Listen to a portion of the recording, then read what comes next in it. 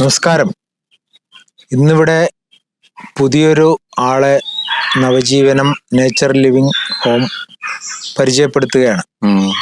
അദ്ദേഹം കുറെ അധികം ആരോഗ്യ പ്രശ്നങ്ങളുമായി നവജീവനത്തിൽ എത്തിച്ചേർന്നാണ്. അപ്പോൾ ഇന്ന് നമുക്ക് അദ്ദേഹത്തെ പരിചയപ്പെടാം.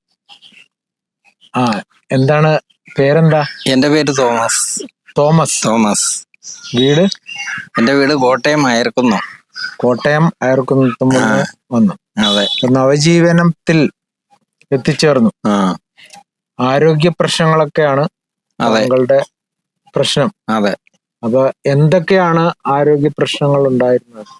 എനിക്ക് ആരോഗ്യ പ്രശ്നം ഉണ്ടായിരുന്നത് മെയിനായിട്ട് ഷുഗർ ആയിരുന്നു. ഷുഗർ ഒരു 30 വർഷം കൊണ്ട് ഞാൻ ഷുഗറിന്റെ മരുന്ന് കഴിച്ചുകൊണ്ടിരിക്കുക.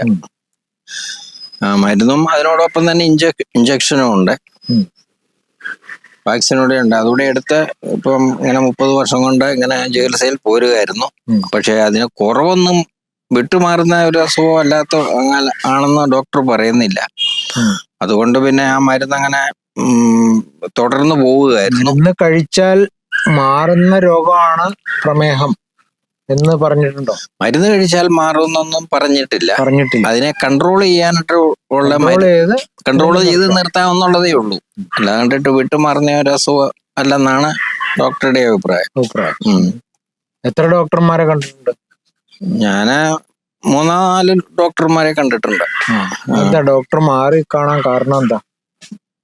കാരണം അത് ഞാൻ പല സ്ഥലങ്ങളിലും ജോലി ചെയ്തിരുന്നതുകൊണ്ട് പല സ്ഥലങ്ങളിൽ അവിടെയൊക്കെ ചെല്ലുമ്പോൾ അവിടുത്തെ ഡോക്ടർമാരെ കാണുന്നത് ജോലി സംബന്ധമായ സൗകര്യത്തിന് വേണ്ടിയിട്ട് അങ്ങനെ. അപ്പൊ എല്ലാ ഡോക്ടർമാരും ഒരേ കാര്യമാണോ നമുക്ക് പ്രിസ്ക്രൈബ് ചെയ്യാം? എല്ലാ ഡോക്ടർമാരെന്ന് പറഞ്ഞു കഴിഞ്ഞാൽ അവര് പിന്നെ ഡയബറ്റീസ് എന്ന് പറഞ്ഞു കഴിഞ്ഞാൽ അതിനുള്ള എല്ലാരും തരുന്ന ട്രീറ്റ്മെന്റ് ഏകദേശം ഒരുപോലെ തന്നെയാണ്. വലിയ വ്യത്യാസമൊന്നുമില്ല. അപ്പൊ എത്ര വർഷം നമ്മള് ട്രീറ്റ്മെന്റിന് വിധേയമായി? ഇപ്പൊ 30 വർഷത്തോളമായി. 30 വർഷം. അപ്പൊ എത്രയായിരുന്നു ഷുഗറിന്റെ അപകടകരമായ അവസ്ഥ എന്ന് പറയുന്നത്? അതെനിക്ക് ഈ പറഞ്ഞ പോലെ ചില സമയത്ത്, അതായത് ആഹാരത്തിന്റെ നിയന്ത്രണം ശരിയായിട്ടില്ലെങ്കിൽ അത് ആ സമയത്ത് എനിക്ക് ഷുഗർ അങ്ങ് വർദ്ധിക്കുമായിരുന്നു. അപ്പൊ അങ്ങനെ ആഹാരത്തിന്റെ നിയന്ത്രണം എന്ന് പറഞ്ഞാൽ എന്തൊക്കെ നിയന്ത്രിക്കണമെന്നാണ് ഡോക്ടർമാർ പറഞ്ഞത്? ഡോക്ടർമാര് പറയുന്നത് മധുരമുള്ള ഒരു സാധനങ്ങൾ കഴിക്കരുതെന്നാണ് അവര് പറയുന്നത്. മധുരമുള്ള ലഡു, ജിലേബി, അങ്ങനെയുള്ള. അതെ. പിന്നെ പഴവർഗ്ഗങ്ങളൊക്കെ അതും എല്ലാം കഴിക്കാനൊന്നും പറ്റത്തില്ല. ആപ്പിള് ഇച്ചിരി കഴിക്കാം, ശകലം ഓറഞ്ച് കഴിക്കാം, അങ്ങനെയൊക്കെയുള്ള കാര്യങ്ങളെ പറഞ്ഞിട്ടുള്ളൂ. അല്ലാതെ ഓറഞ്ചും ആപ്പിളും കഴിക്കാം. ഓറഞ്ചും ആപ്പിളും. വാഴപ്പഴം കഴിക്കാൻ പാടില്ല. വാഴപ്പഴമൊന്നും കഴിക്കാൻ പാടില്ല. വാഴപ്പഴം കഴിക്കാൻ പാടില്ല. മുന്തിരി കഴിക്കോ? മുന്തിരിയും കഴിക്കാൻ പാടില്ല. അപ്പൊ പഴവർഗ്ഗങ്ങളിലെ ആപ്പിളും ഓറഞ്ചും മാത്രം. നമ്മുടെ നാട്ടില് ഉണ്ടാകാത്ത സാധനം കഴിച്ചോളാൻ പറഞ്ഞു അല്ലേ? അപ്പോ അതൊക്കെ നിയന്ത്രിച്ച് മരുന്നും ഉപയോഗിച്ചു. ഇൻസുലിൻ എടുത്തു, ഇഞ്ചക്ട് ചെയ്തു. ആഹാരത്തിലും വളരെ നോർമൽ ആയിട്ടുള്ള ആഹാരമേ കഴിക്കുള്ളായിരുന്നു. നോർമൽ ആയിട്ടുള്ള ആഹാരം എന്തൊക്കെയാ? നോർമൽ എന്ന് പറഞ്ഞു കഴിഞ്ഞാൽ പിന്നെ അരി ആഹാരം കഴിക്കുന്നുണ്ടെങ്കിലും വളരെ തുച്ഛമായ രീതിയിൽ, അതും കൂടുതലൊന്നും കഴിക്കത്തില്ല. അപ്പൊ വയറ് നിറച്ച് ഭക്ഷണം കഴിക്കാറില്ലായിരുന്നു? വയറ് നിറച്ച് അങ്ങനെ അരവയറൊക്കെ ഭക്ഷണമേ കഴിക്കുള്ളൂ. അങ്ങനെ വയറ് നിറച്ച് കഴിക്കാൻ പറ്റത്തില്ല. ഷുഗറൊക്കെ കൊണ്ടുപോകാനും കൂടും. അങ്ങനെയൊക്കെ ആയി കഴിയും. അങ്ങനെ വരുമ്പോൾ ഷുഗർ കൂടും. അപ്പൊ അതുകൊണ്ട് നമ്മള് ഭക്ഷണ നിയന്ത്രണം ഈ 30 വർഷക്കാലം ഉണ്ടായിരുന്നു. അതായത് ഭക്ഷണ നിയന്ത്രണം എന്ന് പറഞ്ഞാൽ ഡോക്ടേഴ്സ് പറഞ്ഞ പ്രകാരമുള്ള ഭക്ഷണ നിയന്ത്രണം 30 വർഷം അനുവർത്തിച്ചു. അപ്പം മെഡിസിൻ ഉപയോഗിച്ചുകൊണ്ടിരുന്നു. അതുകൊണ്ട് ഇത്രയും കാലം നമുക്ക് ഷുഗർ കൂടിയാൽ ആ ഷുഗറിനെ നിയന്ത്രിക്കാൻ മെഡിസിൻ കൊണ്ട് സാധിക്കുമെങ്കിൽ പിന്നെ ഭക്ഷണ നിയന്ത്രണം എന്തിനാണ്? ഭക്ഷണം നിയന്ത്രിച്ചാലേ മരുന്ന് നമുക്ക് പ്രയോജനം ചെയ്യത്തുള്ളൂ. അപ്പൊ മരുന്ന് പ്രയോജനം ചെയ്യണമെങ്കിൽ ഭക്ഷണം കൂടെ നിയന്ത്രിക്കണം. ഭക്ഷണം നിയന്ത്രിച്ചു, എന്നിട്ട് മരുന്ന് ഉപയോഗിച്ചു. ആ നിയന്ത്രണം ശാസ്ത്രീയമായിരുന്നു എന്ന് പറഞ്ഞാൽ മോഡേൺ മെഡിക്കൽ സയൻസ് പ്രകാരമുള്ള ശാസ്ത്രീയമായ ഭക്ഷണ നിയന്ത്രണം സ്വീകരിച്ചു. അത് തെറ്റിച്ചിട്ടുണ്ടോ? ഇല്ല, അത് തെറ്റിച്ചിട്ടില്ല. അത് തെറ്റിക്കാതെ 30 കൊല്ലക്കാലം ആ നിങ്ങളെ കണ്ടറിയാതൊക്കെ പരമാവധി പാലിക്കാൻ ശ്രമിക്കുന്ന ഒരാളാണ്. മനസ്സിലാക്കുന്ന കാര്യം പാലിക്കാൻ ശ്രമിക്കുന്ന ആളാണ്. അപ്പോ അത് നിയന്ത്രിച്ച് മെഡിസിൻ ഉപയോഗിച്ച് 30 വർഷം കഴിഞ്ഞിട്ടും ഷുഗർ, പ്രമേഹം എന്ന് പറയുന്ന അവസ്ഥ വിട്ടുമാറിയിട്ടില്ല. ഇപ്പൊ ഇവിടെ നവജീവനം നേച്ചർ ലിവിംഗ് ഹോമിൽ, വെള്ളൂർ നവജീവനം നേച്ചർ ലിവിംഗ് ഹോമിൽ എത്തിയിട്ട് ഇപ്പൊ എത്ര നാളായി? ഞാനിപ്പോ ഇവിടെ 15 ദിവസമേ ആയുള്ളൂ. 15 ദിവസമായി. അപ്പോ 30 വർഷം കൊണ്ട് നമ്മള് മെഡിസിൻ ഉപയോഗിച്ച് എന്നിട്ടും കൺട്രോൾ ആകാത്ത ഷുഗർ ലെവൽ ഈ 15 ദിവസം കൊണ്ട് കൺട്രോൾ ആയോ? ഇതിപ്പം കൺട്രോളായി, 15 ദിവസം കൊണ്ട് കൺട്രോളിലായി ഇപ്പൊ നിൽക്കുന്നത്. അപ്പം 2 വർഷത്തെ മെഡിസിന് തുല്യാണ് ഇവിടത്തെ ഒരു ദിവസത്തെ ജീവിതം അല്ലേ? അതെ, അങ്ങനെയല്ലേ മനസ്സിലാക്കുക? അതെ. അതായത് നമ്മൾ 2 വർഷം മെഡിസിൻ വെച്ച് 30 വർഷം മെഡിസിൻ ഉപയോഗിച്ചാൽ 15 ദിവസത്തെ മെഡിസിൻ ഇല്ലായ്മ കൊണ്ട് ഇവിടെ വന്നിട്ട് മെഡിസിൻ കഴിച്ചോ? ഇല്ല, മെഡിസിൻ ഒന്നും കഴിച്ചില്ല. ഒരു മെഡിസിനും കഴിച്ചില്ല. ആദ്യത്തെ ദിവസം ഒന്നും കഴിച്ചില്ല.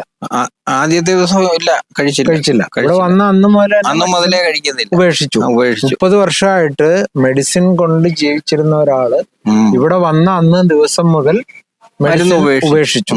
15 ദിവസം കൊണ്ട് 30 വർഷത്തെ മരുന്നും ചികിത്സയും കൊണ്ട് സാധിക്കാത്തത് സാധിച്ചു.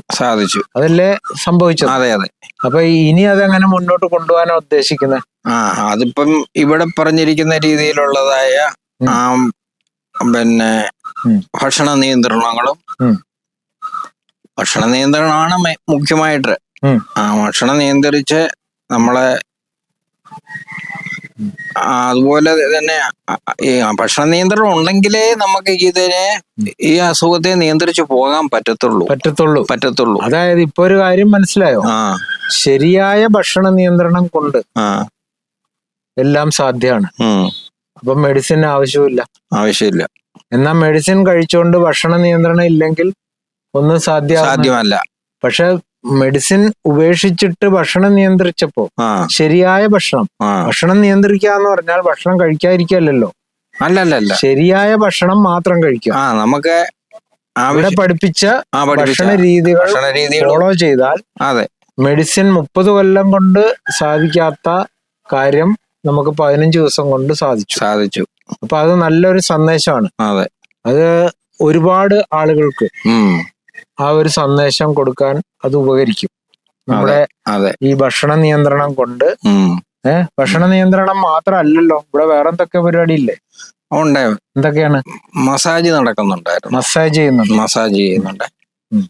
അത് മസാജ് ചെയ്യാന്ന് പറഞ്ഞാൽ ഇങ്ങനെ ഔഷധങ്ങളൊക്കെ ഉപയോഗിച്ചുള്ള മസാജാണോ? അങ്ങനെ ഔഷധങ്ങളൊന്നുമില്ല. വെറും വെളിച്ചെണ്ണ മാത്രം ശരീരത്തെ തൂത്ത് മാലിഷ് ചെയ്യുന്നുണ്ടെന്നുള്ളതേ ഉള്ളൂ. അത് നമ്മുടെ നാഡി ഞരമ്പുകളൊക്കെ ഒന്ന് ഉണർത്തി വിടുക, അത്രേ ഉള്ളൂ. അല്ലാതെ മസാജ് കൊണ്ട് രോഗം മാറ്റിയല്ല. അല്ല. പിന്നെ വേറെ എക്സർസൈസ്, യോഗ എന്തെങ്കിലും? യോഗ എക്സർസൈസ് ഒക്കെ ഉണ്ടായിരുന്നു. അതൊക്കെ ദിവസവും രാവിലെ അതാണ് ആദ്യം തുടങ്ങുന്നത്. അത് കഴിഞ്ഞിട്ടാണ് ഒരു മസാജ് നടത്തുന്നത്. പിന്നെ ആഹാര നിയന്ത്രണം. നേരത്തെ യോഗ ചെയ്തിട്ടുണ്ടോ? നേരത്തെ യോഗ ചെയ്തിട്ടുണ്ട്. അതെപ്പോഴായിരുന്നു? അത് പിന്നെ ഒരു യോഗ എന്ന് പറയുന്നത് ഞാൻ വീട്ടിൽ തന്നെയാണെങ്കിൽ എന്നും ചെയ്തുകൊണ്ടിരിക്കുന്ന ഒരു കാര്യമാണ്.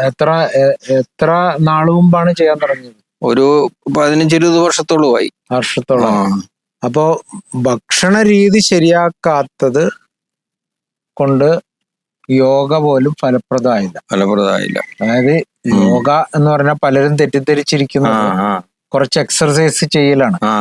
അതല്ല, യോഗയിൽ ഭക്ഷണ നിയന്ത്രണം പരമപ്രധാനമാണ്.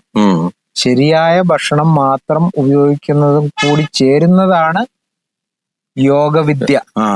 അപ്പോ അത് ഭക്ഷണ നിയന്ത്രണം ഉൾപ്പെടെയുള്ള യോഗവിദ്യ ശരിയാക്കിയതാണ് ഇവിടെ നമുക്കിപ്പോ 15 ദിവസം കൊണ്ട്. അത് പലർക്കും ഒരു അത്ഭുതമായിട്ട് തോന്നാം. കാരണം എന്താന്ന് പറഞ്ഞാൽ 30 കൊല്ലം കൊണ്ട് മെഡിസിൻ ഉപയോഗിച്ചിട്ട് നടക്കാത്തത് ഇപ്പൊ 15 ദിവസം കൊണ്ട് ശരിയായി.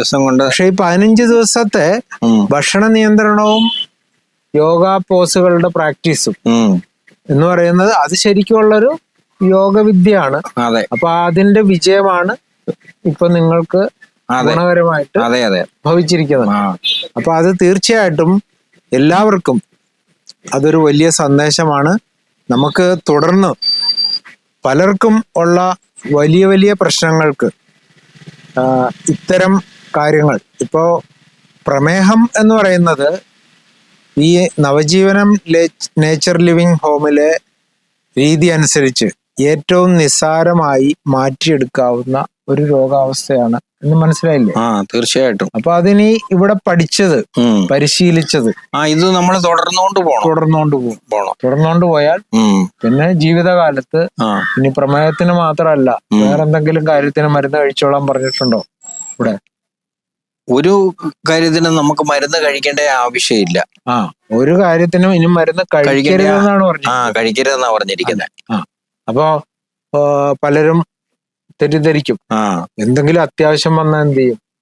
അത്യാവശ്യം വരാതിരിക്കുമല്ലോ ജീവിതശൈലി ശരിയാണെങ്കിൽ, അല്ലേ? നമ്മുടെ ജീവിതശൈലി ശരിയാക്കി കൊണ്ടുപോകാൻ അതാണ് നമ്മുടെ അത്യാവശ്യം എന്ന് മനസ്സിലാക്കുക. മരുന്ന് എടുക്കലാണ് അത്യാവശ്യം എന്ന് വരുന്നതിന് പകരം നമ്മുടെ അത്യാവശ്യം നമ്മുടെ ജീവിതശൈലിയെ ശരിയാക്കി കൊണ്ടുപോവാ എന്നുള്ളതാണ്. അതായത് നമ്മള് ഡ്രൈവ് ചെയ്യുമ്പോൾ ശ്രദ്ധിച്ച് തന്നെ വേണം ഡ്രൈവ് ചെയ്യാൻ. ഞാൻ 25 കൊല്ലമായിട്ട് ഡ്രൈവ് ചെയ്യുന്ന ആളാ. ഇന്ന് ഒരു ദിവസം തെറ്റിച്ചപ്പോ ഞാൻ അപകടത്തിൽപ്പെട്ടു എന്ന് പറഞ്ഞിട്ട് കാര്യമുണ്ടോ? എല്ലാം പോയില്ലേ? വണ്ടി ആക്സിഡന്റ് ഉണ്ടായി കൈകാലം ഒടിയുകയോ തല പൊട്ടുകയോ ചിലപ്പോ മരണം വരെ സംഭവിക്കുകയോ ചെയ്യാം. അത് ആ 30 കൊല്ലമായിട്ട് ഡ്രൈവ് ചെയ്ത ആള് ഇന്ന് ഒരു ദിവസത്തെ പ്രശ്നം കൊണ്ട് എന്താണെന്ന് പറഞ്ഞിട്ട് കാര്യമുണ്ടോ?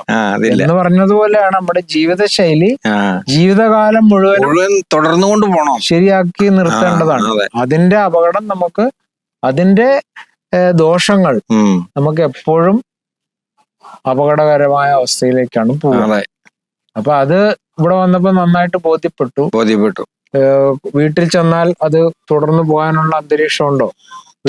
തീർച്ചയായിട്ടും അതിനുള്ള അന്തരീക്ഷമുണ്ട്. അവരൊക്കെ പറഞ്ഞു ബോധ്യപ്പെടുത്തിയിട്ടുണ്ട്, എല്ലാവരും പറഞ്ഞിട്ടുണ്ട് വിവരങ്ങളൊക്കെ. അപ്പൊ എന്തായാലും നല്ലൊരു അനുഭവമായിട്ടാണ് തോമസ് ഈ നവജീവനത്തിൽ നിന്ന് പടിയിറങ്ങുന്നത്.